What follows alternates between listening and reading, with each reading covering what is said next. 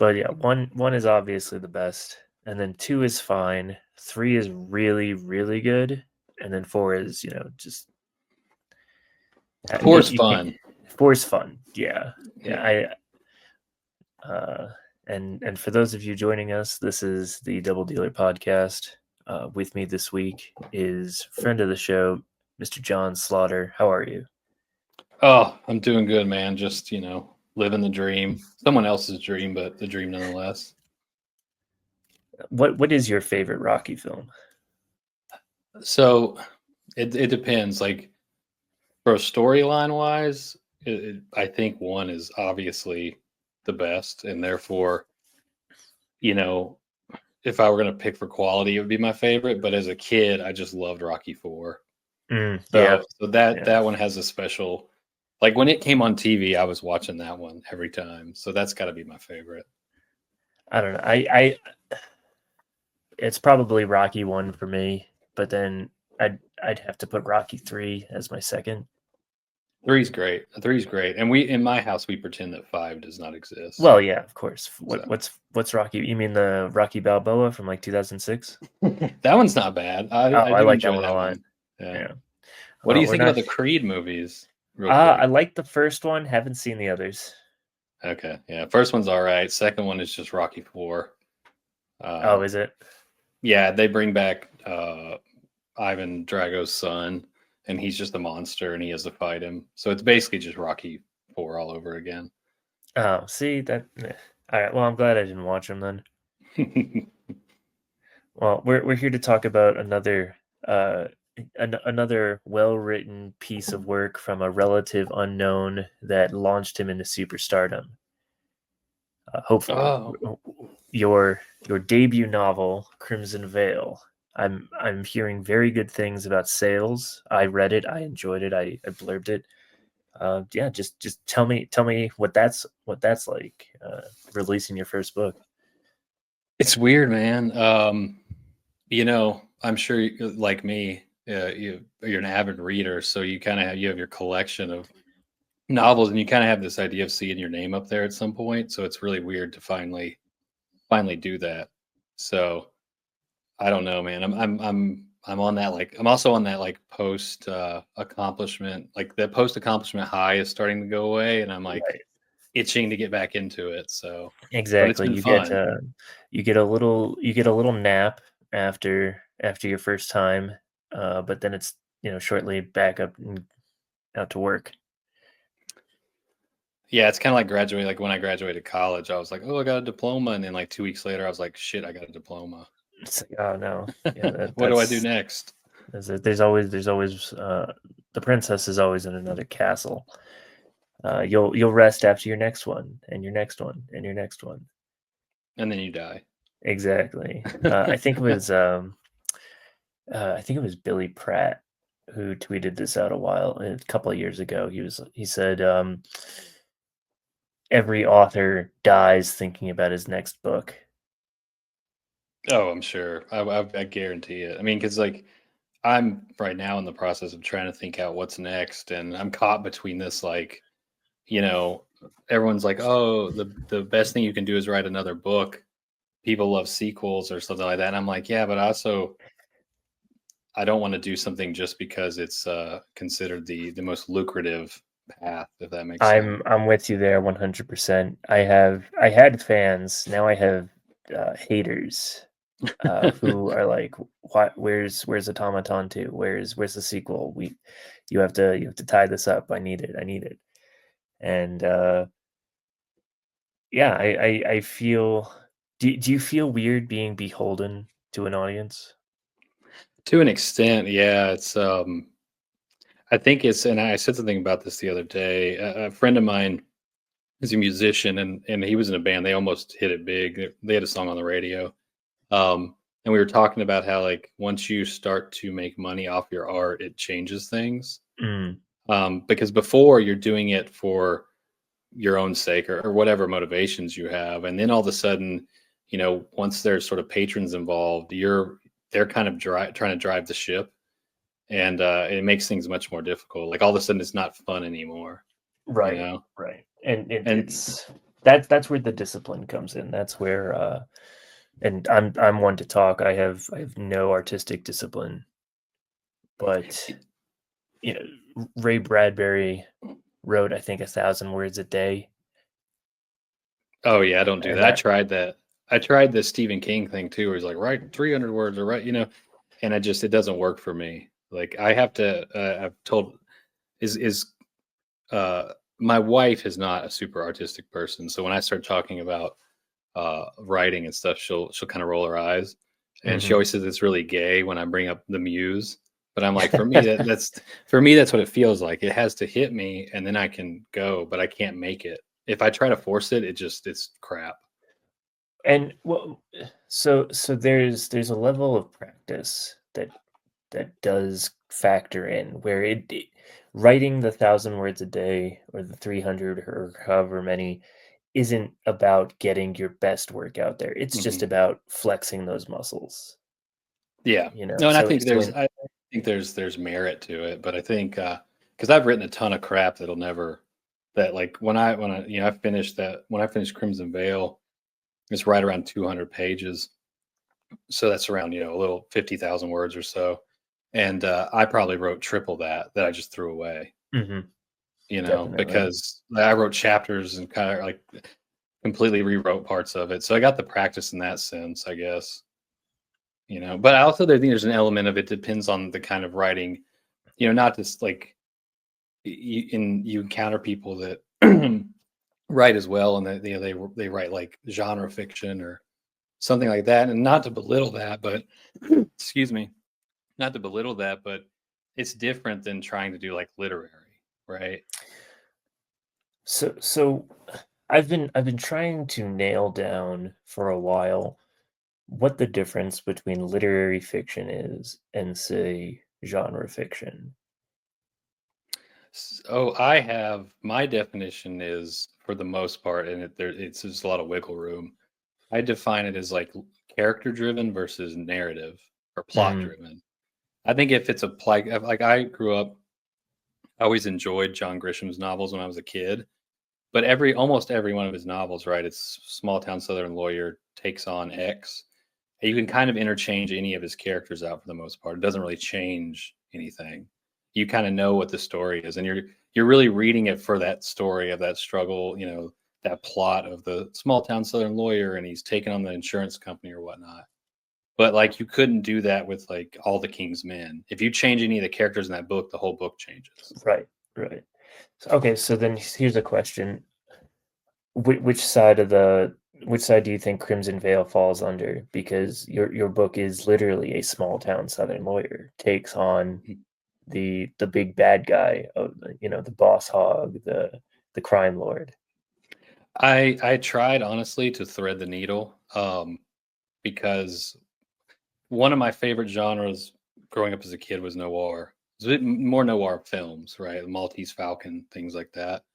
And I like the obviously the John Grisham, the small town Southern lawyer stuff, but I wanted to try to marry that with something more serious, because most noir is very campy and kind of over the top, and I wanted to take that sort of the dark grittiness of that, but have it more driven by the character himself. So Mm, I tried to have Hooks be the protagonist being Hooks. I wanted him to be the driving force. That's why um, I've told a bunch of people like it's not the mystery novel you think it is. Like if you want a mystery novel, I don't know that you're going to enjoy it. yes, I definitely wouldn't describe it as a mystery novel. In fact, you could say that J.D. Hooks is actually pretty bad at his chosen Hmm. profession. He's at first, and just to lay this out for people who haven't read the book yet, J.D. Hooks is an attorney who is disbarred in the prologue of the book, so I'm not giving away too much,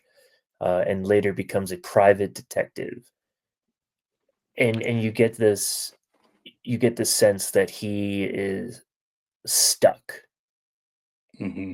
right? That Yeah. he is. Oh, please go ahead. Yeah. He's I really wanted to, and I don't know if you picked up on this. I kind of wanted to hammer on this theme of how much of our dreams are passed to us before we're born, right? So Mm, Hooks and this isn't giving away too much either because this is in the prologue in the first chapter.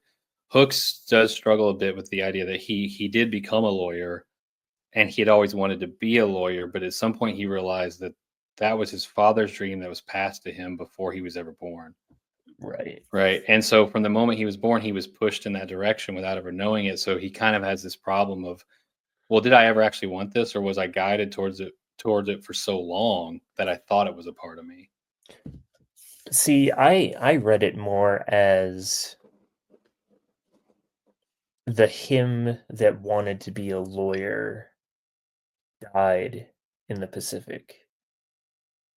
Yeah, I think that I did try to that was sort of the catalyst, right? This Because this this novel is, of course, taking place after World War II.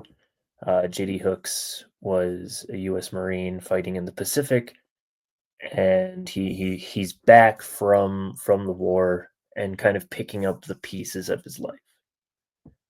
yeah, he's finally returned. The book really centers on him returning to his hometown after his father's passing. So and it takes place like as most noir novels do in a place that is completely just there are no good guys, right? It is a very dark and sinister place, and so he's kind of trying to navigate these issues in a world that is that there really is no there doesn't appear to be any positive, I guess. And I think for the good of the conversation, as well as just because I have so many different questions that relate to the plot and character motivations, I think we are going to get into spoilers. So this will be, I guess, the spoiler warning. If you're intrigued thus far, please go pick up John's novel, and then you can listen to the rest of the podcast starting at 12 minutes. How about that? That works for me. So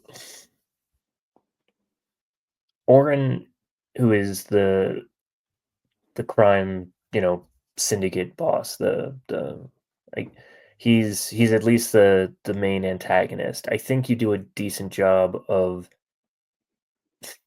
veiling, to borrow the term, veiling the criminal network that's going on. We don't necessarily, for all we know, Oren is just uh, one cog in a much larger machine, though he casts a long shadow.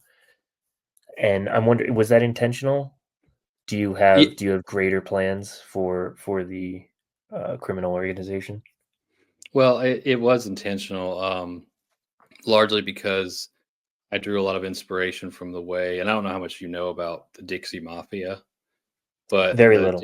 okay, so the Dixie Mafia operated mostly out of Biloxi, Mississippi, and they were sort of a decentralized mafia network that operated all across the Southeast. That kind of operated independently. It wasn't as structured, it's like the way the Italian mafia was, where you had these families and everybody worked for certain people. It was really sort of a loose confederation of criminals that kind of all answered uh, to basically like they called it the syndicate was actually what the term that was used a lot, or the Dixie Mafia. The names are really interchangeable because there was no central hub in the same sense, right? Hmm. It's kind of like you couldn't cut the head off the snake; it would just reappear because it was everywhere, right? Like a hydra. So I didn't want to focus on the syndicate or the Dixie Mafia, however you want to call them, because they kind of operated like a ghost, and so I wanted them to kind of stay into the background. Do you think you'll go back to, because that seems like a pretty rich vein to mine? Do you think you'll dip back into that well, to mix my metaphors, for any sort of sequel? I do, yeah, actually, because I did sort of, I kind of took a page from Faulkner and I created a town, right? So Hmm. the book takes place in Acadia, Alabama, which is not a real place. Obviously, it's sort of you know, a, an amalgamation of a bunch of different places, but I wanted I wanted to do that so I could have the freedom to go back in there and tell other stories connected to it, and so to the sequel point, at the moment, what I am considering doing is going back to that place with a completely different protagonist, but bringing back some of, Oren and some of the other characters. So sort of an indirect sequel, I guess. And then how much would you say this book was inspired by True Detective? Because I see a lot of the same elements, especially in that first season of True Detective. And not to say that you copied anything or anything, but I can definitely see the fingerprints over your Well, narrative. I'm going to give a crazy spoiler about myself. I've never actually watched True Detective. Really? Nope, I've Oh, you never. I've definitely only should. seen clips, and I keep meaning to watch it, but I just haven't got around to it. Oh, So that's interesting. yeah, I've Okay, seen some of the clips, and I've seen a little bit, but I've never actually sat down and watched a single episode. I see. All right. Well, I mean that throws out a whole line of questioning I had. Then I suggest you go watch it. It's very similar thematically. Power players in the state government and outside in sort of non-government organizations are hampering the investigation of missing children in Louisiana. Hmm. Our Interesting. two detectives are polar opposites. So there's a little bit more buddy cop slash anti buddy cop going Hmm. on than in Crimson Vale. Crimson Vale is more Sam Spade-ish, where it's just centered on one guy. Uh, Definitely Maltese Falcon esque. Um, but yeah, the elements are all there. I highly recommend it. Speaking of the missing children, it turns out that Orrin Blackwood did it turn out to be Blackwood? I had it two different ways in the copy that I read, the PDF you gave me. Did it turn out to be him? What? Blackwood is the last name. Yes. Yeah. Yes. That's Okay. correct. Okay. So Orrin Blackwood, he's running a pay for play scam, I guess, when it comes to adopting children, especially children of prostitutes who have to be given up for adoption in order for the girls to keep working, right? They're adopted out. He gets a kickback from it. Everybody's happy. This is Yeah. the grand conspiracy that JD kind of he uncovers. And I'm wondering, did you pull a punch here? Did you maybe go down a darker path and decide not to pull up because uh, I one criticism that I would levy is that the reaction seems a bit more extreme, whereas killing everybody involved for something that's I don't even think would make the newspapers for somebody that powerful. Yeah. I mean, you probably could say that. I think I really struggled with how to sort of bring it to a head, um, because, and I'll be honest, since we're doing spoilers, I originally had intended to kill off Hooks. That was my Mm, original intent. That's how I had started writing it. But as I went on, I kind of got the urge to. I wanted the story to be, and we can get into this later too. I really started feeling the story was driving me more towards redemption mm. and the cost of redemption. Um, and so I decided to not kill him off. And then in doing so, I wanted to bring him as close to death as possible. And that's kind of what drove me to sort of have everything build in such a violent crescendo at the end. It does build because we're not. Yeah, there's a couple of fist fights here and there, but the ending you really do bring it at the end. Uh, and was that intentional as well? Was that um, were you trying to what? Okay, here's a better way to ask that. What were you trying to say with that? Well, I wanted it to be, I kind of wanted to, the best way to word it. I kind of wanted it to be a bit of a slow burn, but I wanted it to feel the same way uh, a real fight feels, right? Where Mm. there's the build up, and then there's an extreme explosion of violence, and it's over, right? Um, if you've ever been in a street, well, in a fight period, it doesn't matter, but especially like a street fight, right? Uh, you almost don't remember what happened afterwards, right? It's over in a flash, your adrenaline's going, but everything builds to this one moment that kind of supersedes everything. And so I wanted to kind of lull the reader, kind of lull them into not necessarily a false sense of confidence or anything, but I wanted them to kind of drag them along a bit and then hit them in the gut was sort of the intention.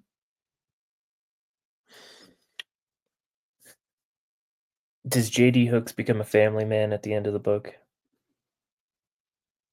It's possible.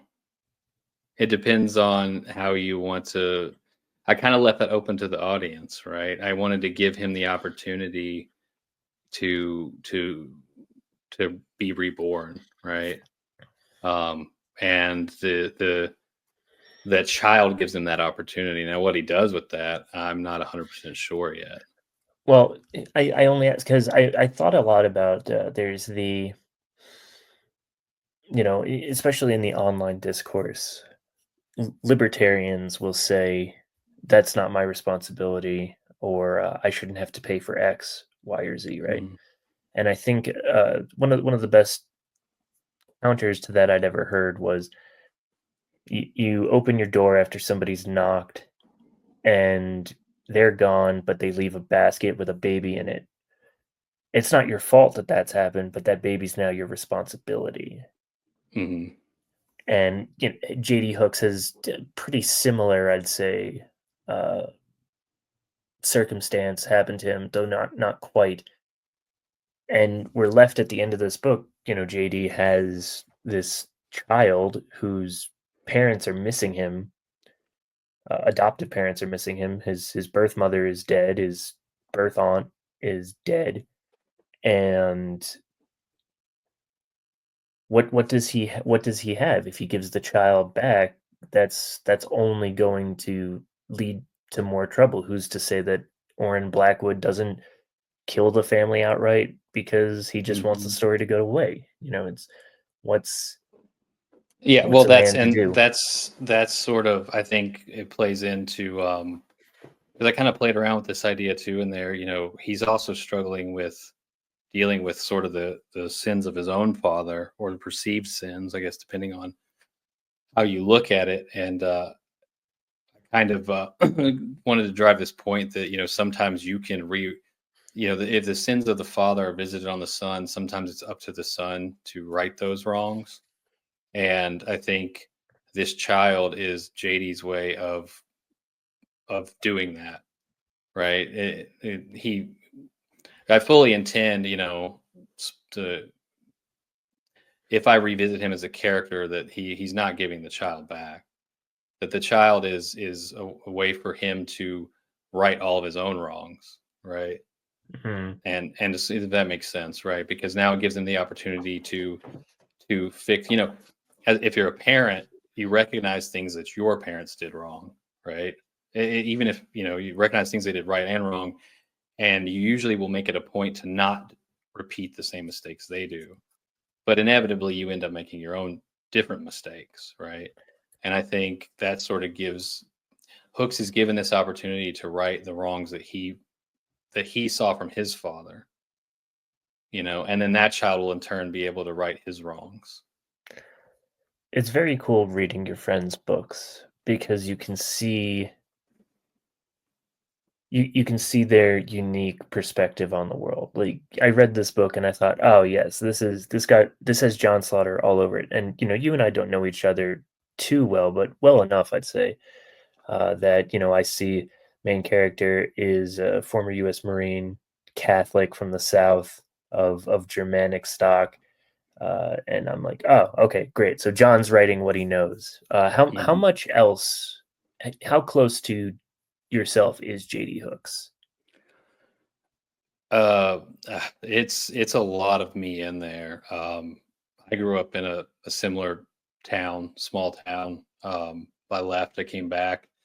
A lot of the characters are sort of based again. They're sort of a conglomerate of all the different people I interacted with growing up in such a small area, in Alabama. So a lot of it is sort of the same way. It's sort of the same way I felt. He's sort of an extreme version of the way I felt coming back, especially after, you know, when you come home uh, from a deployment, especially multiple deployments, there's this sort of hangover where you come into the real world and everything's kind of numbed. And he's kind of dealing with that as well. Like you've come back into the real world and you've experienced the most extreme. You've experienced the extremes of almost everything. The excitement. There's an exciting element of combat, right? Where your adrenaline's going and it's kind of fun. There's the parts of losing people, coming close to death, which are the closest you can get to depression and sadness in some cases. And then you come back to the normal world and you're expected to. The example I always use is I remember coming back. That was my first deployment. But anyways, I was at the grocery store and I was standing in front of like the frozen section with frozen pizzas and looking at them, and I had like this existential crisis where I was like, what am I doing? Like, what is the point of all this? Because like I just went from one extreme to this mundane, this is the most boring thing you could ever imagine. And so a lot of that is kind of put into him as well, is this kind of trying to navigate this world that he does not necessarily doesn't understand it, but it just doesn't feel like it has any value.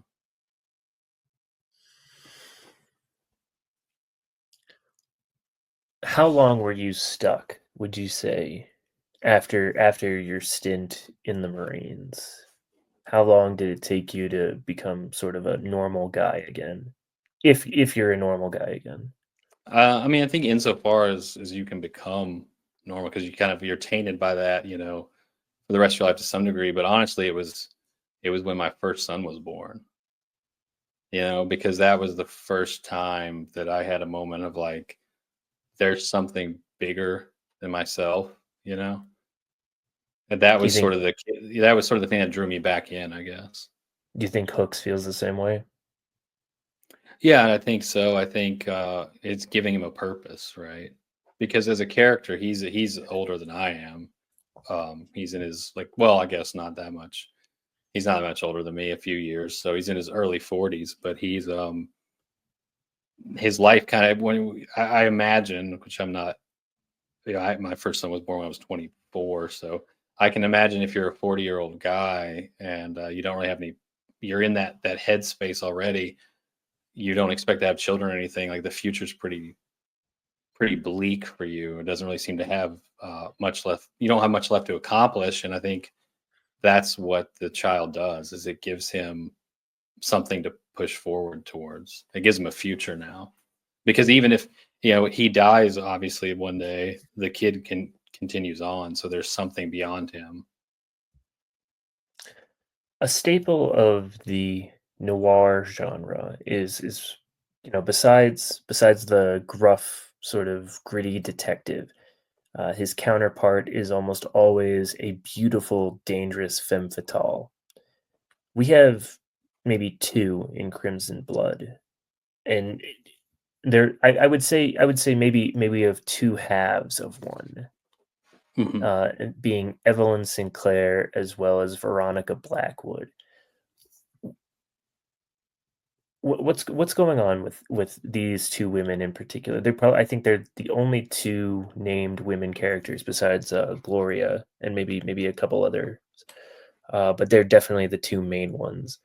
And yet they don't necessarily fit the bill of femme fatale. Maybe like femme or sort of Southern belle fatale kind of. Yeah, I mean, so one of the weird compliments I've received over the years is that I write women well. Um, I envy that. and I'm not Jack. I'm not going to pull the Jack Nicholson card, from As Good as It Gets. But I think the reason for that is I try to think I try to think of what motivates women, like how what women are motivated by different things than men are, right? And so like with both of those characters, I looked at them as independent, these independent operators who have their own motivations toward the world. So I didn't want them to be the strictly stereotypical femme fatale because I wanted them to have motives that benefited themselves, I guess. And so I don't think that lends them that doesn't lend well to putting them into an easily definable category. Okay, Um, then explain this to me. What do women want, John? well, I think it depends on the woman. In the case of Veronica is status driven, right? So even though she loves hooks, she's not going to be willing to give up the things that she has in her life, right? For him, as much as she cares about him. And you see this all the time. I've known women who loved one man and married another one because the other one was more advantageous. And Yes. you'll see this if you talk with women often. I've talked with women about this before.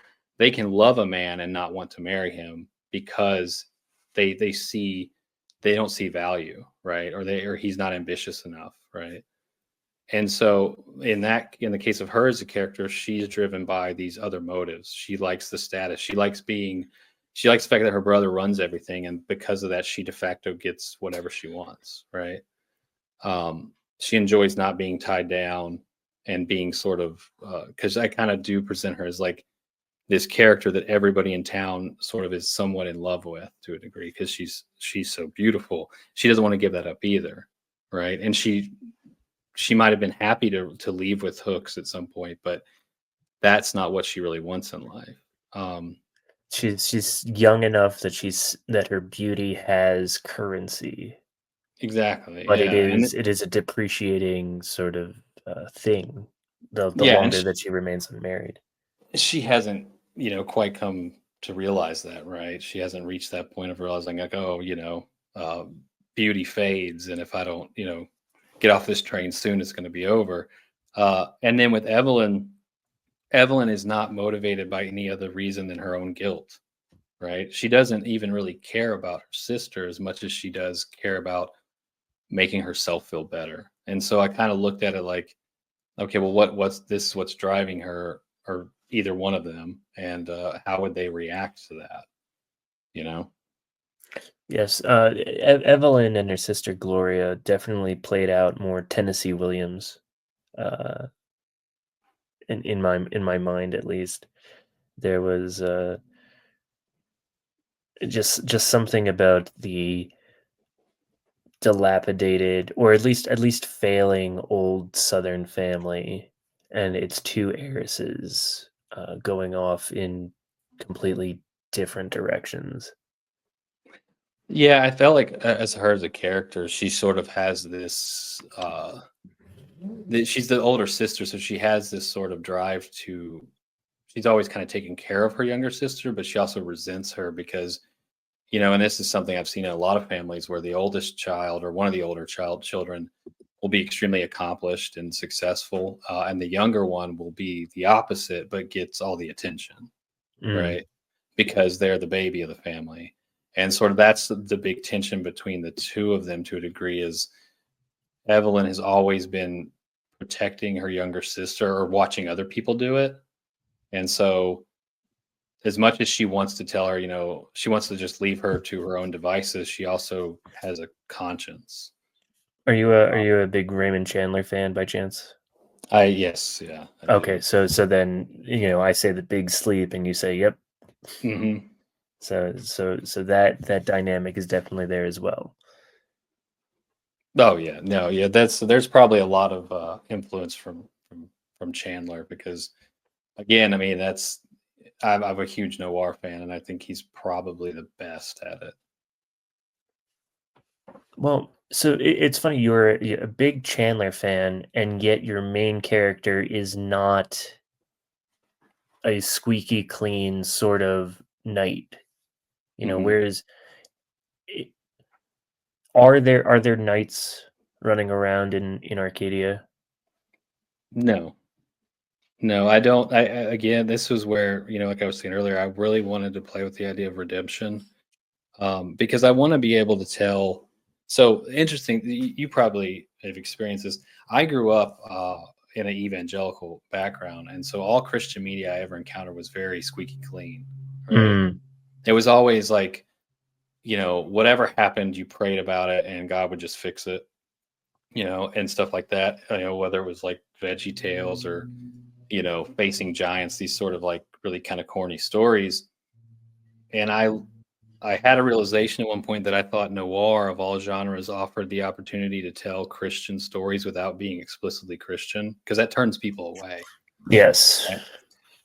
And so I wanted to play with the idea of redemption and what a very Christian theme of, probably it's very Catholic, because it is very you redemption and is not something that comes free. You kind of have to pay for it. And so for me, in real life, there are no squeaky clean heroes, and so I didn't want him to be that way. And I also wanted him to have enough problems that, because part of the theme I wanted to look at was, sometimes if the price of redemption is blood, sometimes you have to come as close, depending on what you're trying to be redeemed for, you have to come as close to death as possible, or you have to be willing to die for it to really be valuable. And so he needed to have enough problems and enough on his conscience that he would be in a position that he would have to risk himself in order to save himself. And baptism is, of course, the death of the old self Hmm. and the birth of the new. Yeah, exactly. And so I wanted to play with that theme. And I think, again, it's very difficult to do that if your protagonist is, the white hat. Right, right. And listen, I'm no fan of it's actually it's really funny. I've found myself really railing against the evangelical I guess big churchianity types lately, which probably isn't great if I'm being honest, because there are some really great people in that sphere who are better Christians than I am, right? But I do see the need for the hero archetype. And just because he is a good man doing good things for the right reasons doesn't mean that it has to be cringe. I agree. And I think there's definitely a place for that. That's not my personality, unfortunately. Mhm. You Yeah, know, I have a, mine neither, as much yeah, as I want it to be. I have a proclivity for more, the darker, the more, I was joking with Sam Batch the other day about, we were talking about how like there's something weird about a lot of old stock Southern families that the people have, especially those that have an inkling to write, are sort of plagued by a proclivity for depression.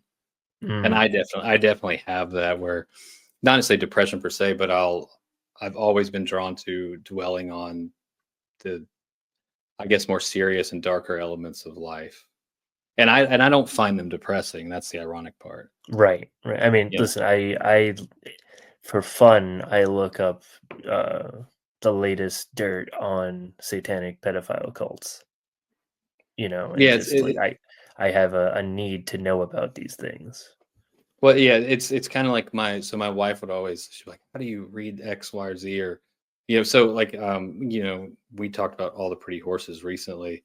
And anytime I've read a McCarthy novel and relayed part of it to my wife, she's like, "Why would you read something so depressing?" Mm. And to me, I don't Are we see it as married to the same depressing. woman? Well, I don't see it as, like, I was telling her when I read The Crossing a few years ago about the ending, and she's like, "That's depressing," but I didn't see it as depressing. I saw it a different way, and I think that's why I struggle with this squeaky clean, or like this straight laced hero. And maybe it's because I can't relate to that. I've never been a Boy Scout, so It is it's unfortunate that these days we see a Boy Scout and the first thing we wanna do is tear him down. right? Hmm. And I don't mean you and I mean the culture at large, right? And what's more unfortunate, because that's always going to come, the Boy Scout never has stood up to scrutiny. Hmm. I think that's the worst part about it, is that anytime that there is a and maybe that's the reason you recently wrote an article about Andrew Tate and the Hmm. rise of Andrew Tate and why young men are flocking to him, and the sort of impotent response from big masculinity, which is a misnomer, but you know we'll keep it.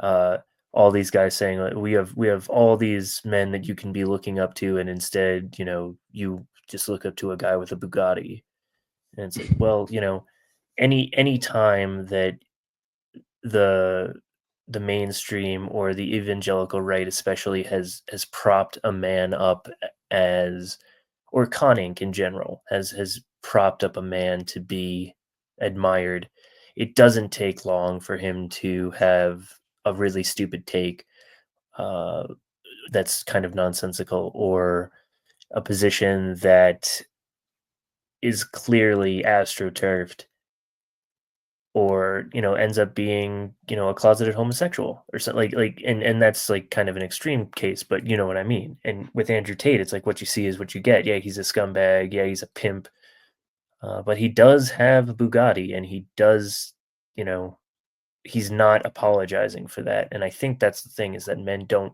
want to apologize anymore. Yeah, I think that's definitely, and I think also part of it is, if you've ever read Adorno's Rules for Radicals, right?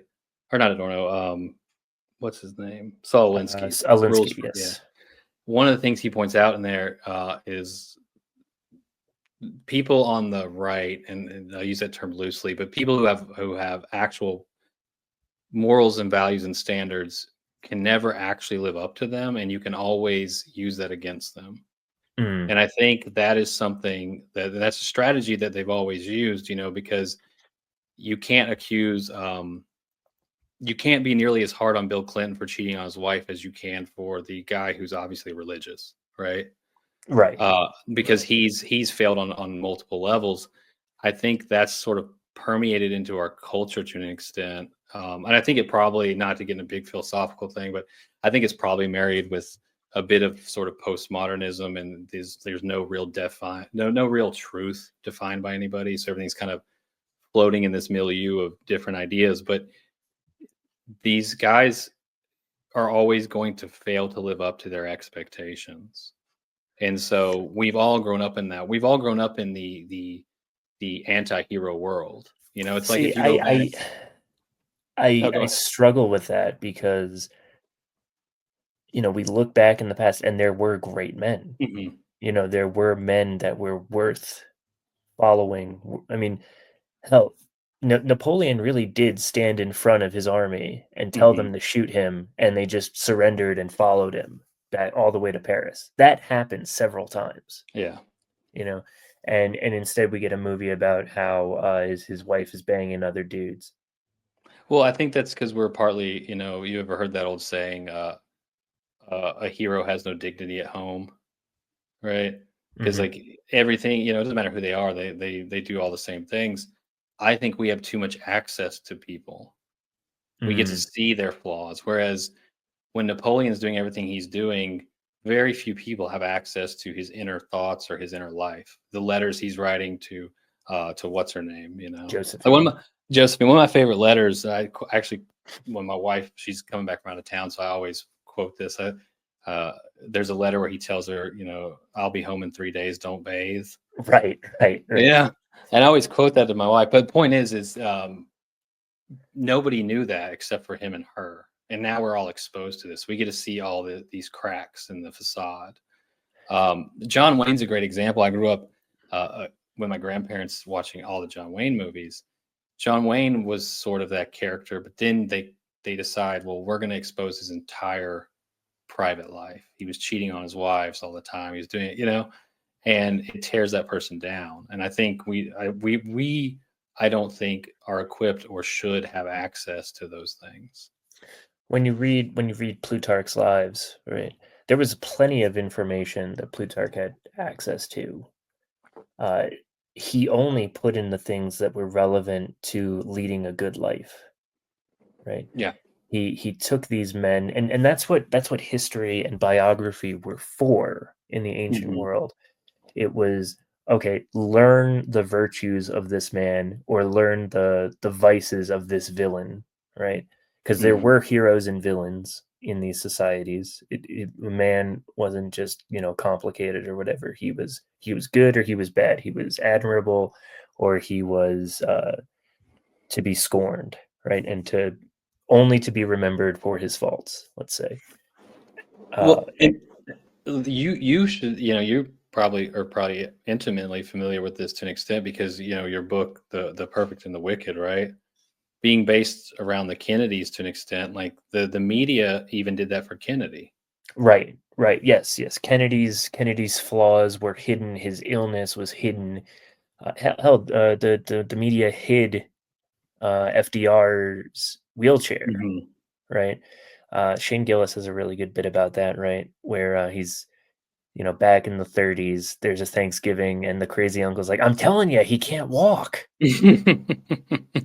And Yeah. everybody's like, "Oh, come on." They'd put that in the papers or something. But no, you're right that it's interesting who gets the benefit of the doubt. And, you know, to the point that even now, because it wasn't reported on at the time, people still remember Kennedy as the new frontier guy, as the man, well, we choose to go to the moon. And his his affairs are seen as only adding to his mystique, right? It's like, oh yeah, no, this guy, not only was he president, but he bedded every famous woman in the world. You Well, know, and I play with this a little bit in the novel when Hooks talks. I think it's the first time he speaks with his uncle Irwin, and his uncle tells him because he's having this conflict sort of with like, well, his dad had told him, to be principled his whole life, right? And then when the war comes, he tries to keep him out of the war, right? And he doesn't think that's right. And or Irwin tells him, and I'm paraphrasing, probably should know what I wrote better, but he says that basically every man has principles, but they don't always live up to them. Like when it comes time to actually live to those principles, a lot of people fail. Doesn't mean they're not right. It just means that a lot of us, when we're put to our feet to the fire, we don't live up to that. and at the same time, you have all these people today who are standing by my principles, and they're kind of shitty principles. You know, you think about Cato from the fall of the Roman Republic, and he falls on his sword rather than submitting to Caesar. But what did that really do? Except now we remember Cato as a principled guy. Mm. Well, and then again, this is a theme that I kind of play with again in the novel a bit, and I definitely pulled this from more personal experience.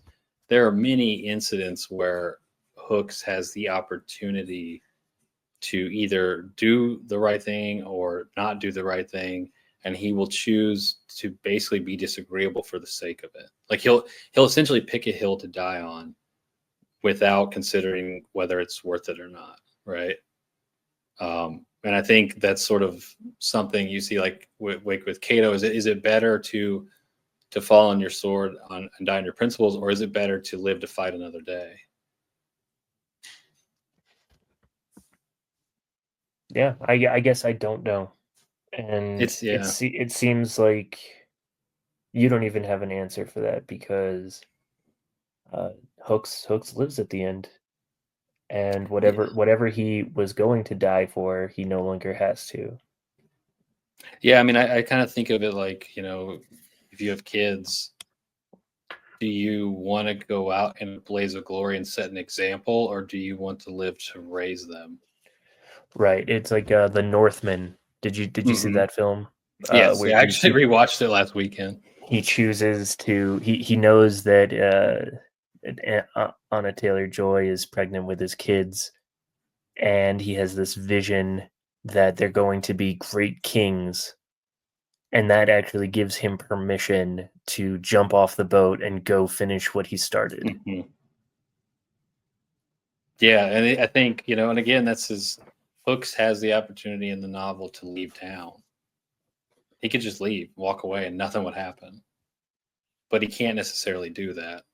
And whether that's right or whether that's good or bad, it depends, I guess, on who's looking at it. But I think from a character perspective, he's not the type of person that can just walk away from something because he's going to live with that. Some people can, and maybe that's a principled issue. Some of us have, I often will attribute it just to being partly Scotch Irish. Like I just have to have a hill. I have to have a hill to die on. Even if it's trivial.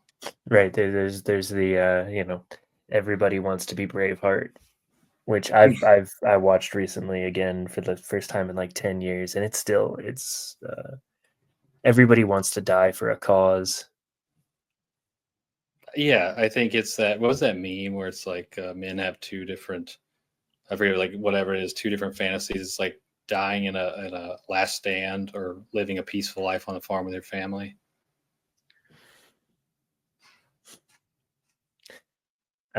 John, I can't top that. So I'm gonna go ahead and we're gonna get into the shilling portion. Tell everybody about you, about the book, where they can find it, how they can support you. You have 2 different Substacks, and I want to make sure that they get the love and attention they deserve. Oh yeah, thanks. Yeah, I mean, I feel like at this point people probably know a little bit about me, but I'm I'm a boring dad now, but I was once exciting, and now I use those experiences to write about political and cultural events on my Substack, the Old South Repository, and then I have a second one, Slaughter Stories, where I try to put some of my short fiction up there.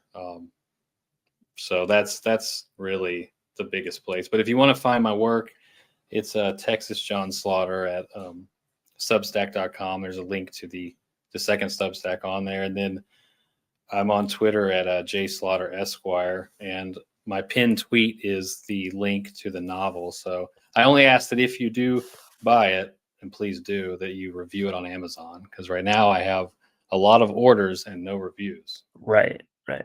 Well, and to be fair to the Amazon purchasers out there, they got to read it before they can review it. That's why I'm impatient. What do you want to do? And the book is available in paperback, hardback, and Ebook. ebook. Beautiful cover, really, really great thing to put on the mantelpiece, and people will say, "Ooh, what's that?" I'm very happy to have gotten my reviewer's copy, my sort of preview of the book, and I'm sure that you were dreading every time somebody pointed out a spelling mistake or grammar error, and uh, it happens. Don't worry. Even Yeah. in books that are go through the quote unquote professional publishing sphere, you'll still find mistakes in them to the like, and that had to be read like 20 times by like 5 different people at Well, least. to be fair, I think I fixed most of them now to the point that any tiny ones are probably not worth going back and changing. So anybody who gets it now will get the fully revised version, I guess you could Right. say. And if you find them, those are just Easter eggs between There you you and go. John. How about that? Yeah. Uh, I will make sure to link all those things below. John, thank you for your time, and thank you for listening out there. Thanks for having me.